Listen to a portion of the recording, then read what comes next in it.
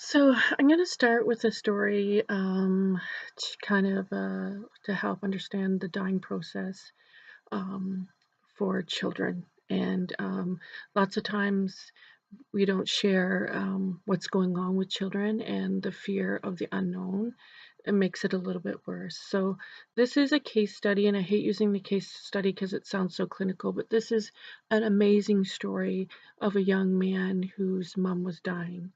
And so I'll try and share it with you. So this fellow, he was 14 years old. He had a 16-year-old sister. Mom was dying. She was not responding at this point. The dad, they were divorced, and dad lived far away for because of work, so he wasn't there to support them. Um, when I walked by the room 2 or 3 times, the son was sitting in the chair with his head in his hands. Um, and finally I thought, "Oh, geez, I gotta go and talk to him." Just, he was sitting there alone, and it just looked so sad. And so I went in and I introduced myself, and I asked him if he knew kind of what was going on with her condition, and he said he didn't know anything. He said all he knew was um, they stopped the chemo. So I said okay, and so I went and I checked out the chart, and sure enough, it said it stopped the chemo. So we went in, and I shared with him that that's what they had talked about. And so what was going on was, she was dying, and I asked him if he wanted to know what happens kind of during the dying process, and he said, "Yeah." He said, "I don't know anything." And so I said, "Okay." So I started to teach him kind of the things uh, that happened during the dying process, and I talked about breathing, and I talked about modeling and urine output, and he said, "Look, Kurt, there's nothing in the catheter." He pointed out, "There's nothing there in the bag." And I said, "Yeah." And I said, and I explained what modeling was, and how when someone's dying, their hands and their feet will begin to get like bruising on it, or sometimes in the abdomen you'll see modeling. And because we were standing kind of away from the bed talking, and so he went over and he picked up her hand and he said, "Look at, she has modeling." And I said, "Oh, okay, then that's another sign we look for." And then I talked about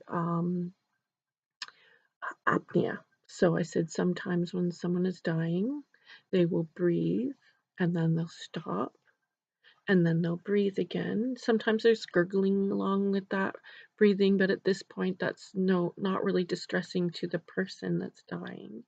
What we'll notice as those periods of not breathing get longer, we know that the dying is coming sooner. So that's kind of what we watch for. And so he was like, "Okay." He said, "That's good." And then so her tummy was really big, and they were pumping IV fluids into her, which at that point was really not helping at all. So normally I don't tell this part, but he wanted the information. And so I explained to him that sometimes after someone dies, their muscles will relax, and all that fluid that is kind of in their tummy will come out. Now, it's not upsetting to the person who has died because they're dead, but it's upsetting to us to watch. And so I said, just be prepared for that. I said, um, it's scary, but just know that that's a normal part of the process. So he was like, "Okay, yeah, I understand." So we talked about modeling, we talked about urine output, we talked about breathing, and he was like, he got it. And so I said, "I have to go back into another room, but if you need anything, just ring or call, but I'll come back and check on you." So he said, "Okay." So I walked by, "Everything okay?" "Yeah, fine." Came back about 15, 20 minutes later. I said, "How's it going?" And he came out to the door and he said, "Connie, she's having longer periods of apnea."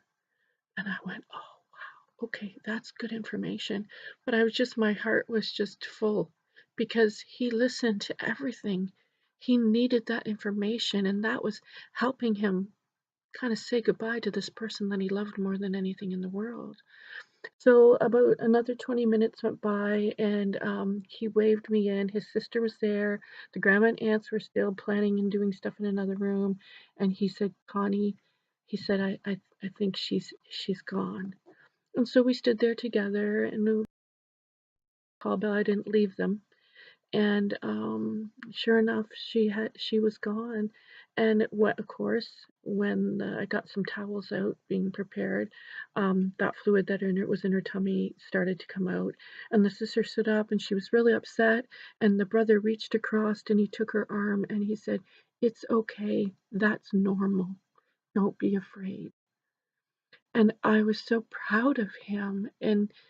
And he was able to, the whole time that he sat by her bed, he was able to talk to her. I told him, just talk to her and tell her what you did yesterday. Tell her about what you're doing at school or with your friends, or just talk to her. And so that's what he did. And him and his sister did that. The two of them, the three people in that room, were so important to each other, and they got to spend those moments together.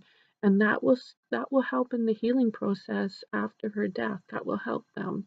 And so, um, I was really thankful that I happened to walk by, and thankful that I got up enough um, nerve to go in and talk to him, because telling a 14-year-old boy that his mom is going to die is not an easy thing to do. So I was really thankful that I got up enough courage to go in and do that, because what a different story would have been if I hadn't have explained to him the dying process and what was happening.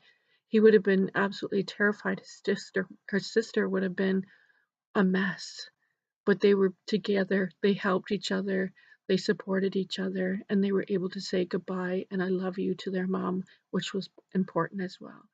So sometimes we have to do things that are a little bit out of our comfort zone, and but it's worth it in the end.